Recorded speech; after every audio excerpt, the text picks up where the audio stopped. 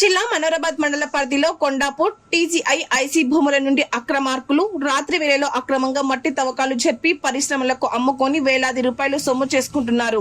టీజీఐఐసిఐల అధికారులు నిర్లక్ష్యం వ్యవహరిస్తూ చూసి చూడనట్టుగా వ్యవహరిస్తున్నారు. నిత్యం రాత్రి వేళలో కొండాపూర్ పరిశ్రమ భూముల్లో నుండి అక్రమంగా మట్టి తవ్వకాలు చెప్పి ఇష్టరాజ్యంగా పరిశ్రమలకు అమ్ముకుంటున్నారు. ఇదిలా ఉంటే కొండాపూర్ టీజీఐఐసి అయిన అధికారులు రాత్రి వేళలో సెక్యూరిటీ గార్డును ఏర్పాటు చేసినా ఫలితం లేదని పలువురు ఆరోపిస్తున్నారు.